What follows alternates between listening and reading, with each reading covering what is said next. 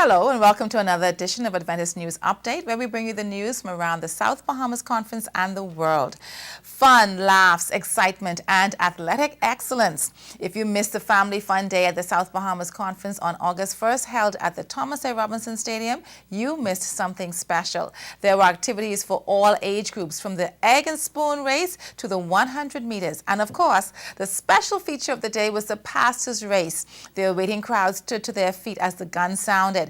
Pastors Isnord, Scavala, Tanis, and Major were the brave participants of this race. And in the end, the victor was Pastor Wilson Isnord. We thank all the churches for their involvement, and we look forward to next year's event. After weeks of intense competition, the Church Basketball League has come to an end. Junior and senior teams took part in the playoffs from a number of our churches here in New Providence, but it came down to 4 skilled teams. The junior and senior championship games were a battle between the Bethany Knights and the Good News Chariots. In the end, the Bethany Knights won both categories, and we say congratulations to their teams, their coach Harvey Brathwaite, along with the most valuable players of the games, Rashad Fox and Adrian Scavala, for a job well done. Now boasting more than 25 trained literature evangelists, we have collectively sold nearly 2,000 books and magazines. The publishing ministry shows great promise for the future, says the publishing director of the South Bahamas Conference, Pastor Anson Aubrey.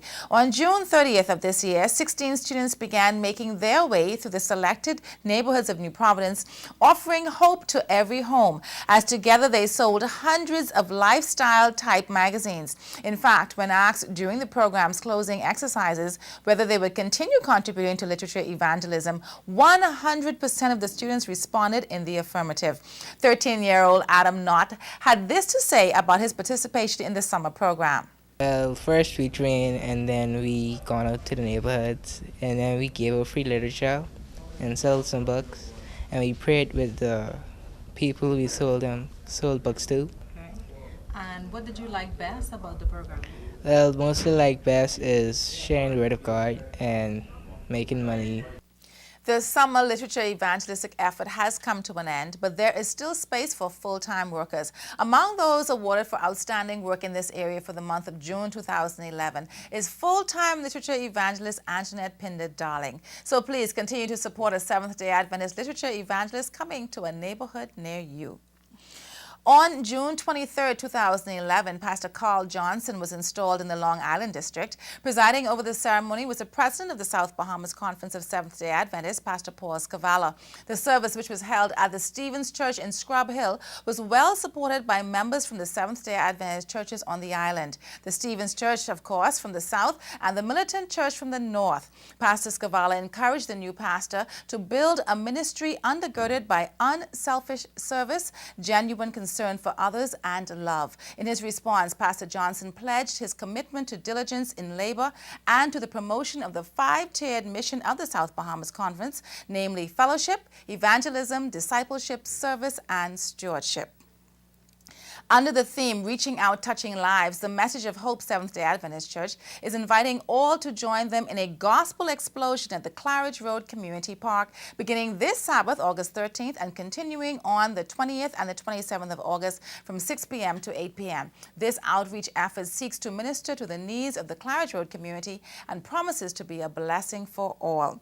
And the Centerville Seventh-day Adventist Church is hosting a youth revival under the theme, Last Call for Alcohol. Meetings will be held August 28th to 27th, 2011 at the church on 5th Terrace in Centerville. Guest speaker for the sessions is Pastor Andre Campbell of the Palm Bay Seventh-day Adventist Church in Florida. The revival includes a special feature each evening from 6 to 7:20 at the church's fellowship hall, beginning on Sunday, August 21st, with the Adventist Mix, Mingle, and Speed Dating. Have you tasted any delectable vegetarian dishes recently and wish you could prepare them yourself? Well, now is your time to learn. Don't miss the upcoming conference-wide cooking extravaganza on Sunday, August 21st from 3 to 6 p.m. at the New Providence Seventh-day Adventist Church on Soldier Road.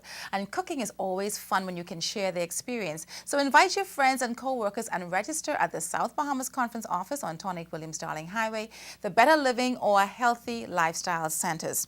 And if you or someone you know know as a diabetic, then we have just the program for you. The 12 Weeks Diabetic Wellness Program begins on Monday, September 12, 2011. Space is limited to the first 100 participants, so make sure you register as soon as possible at the Better Living Health Center on Balfour Avenue.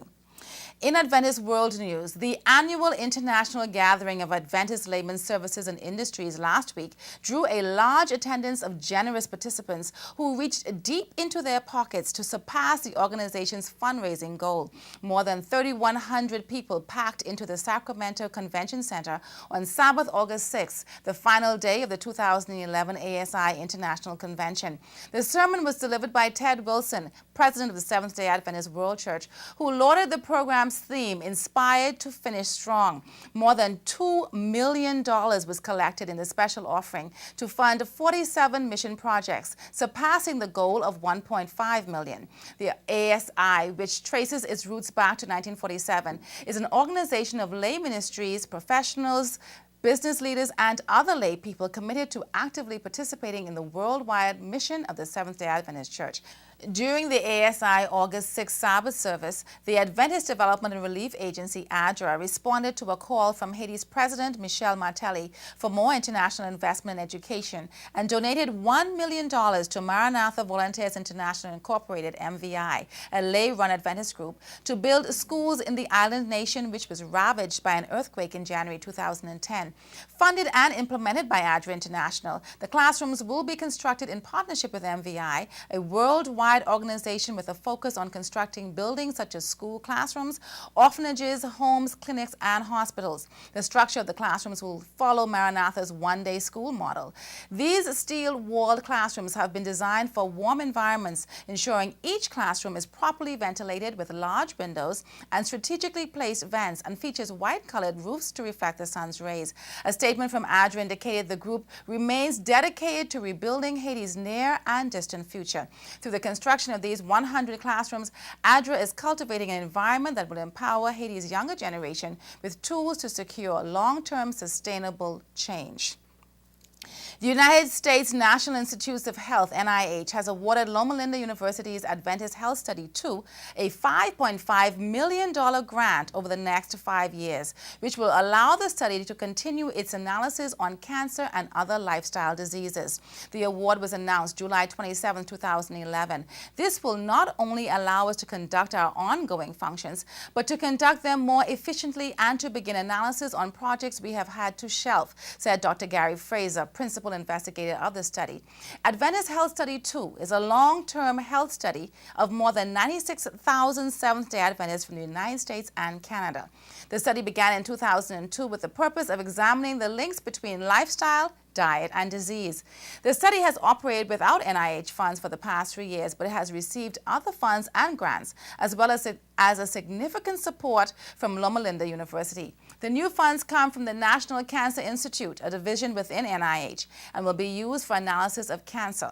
Though the study is in the beginning stages of analysis, it has had several key findings so far, which include linking a vegetarian diet to a low risk of heart disease and diabetes, linking a high consumption of brown rice, cooked green vegetables, dried fruit, legumes to a lower risk of colon polyps, a precursor to colon cancer, and revealing that Black and non-Black Adventists report a higher mental and physical quality of life than the average American. Well, thanks for watching Adventist News Update. That's all the news for now. On behalf of the entire South Bahamas family, especially the production team, have a wonderful week. I'm Andrea Musgrove for Adventist TV.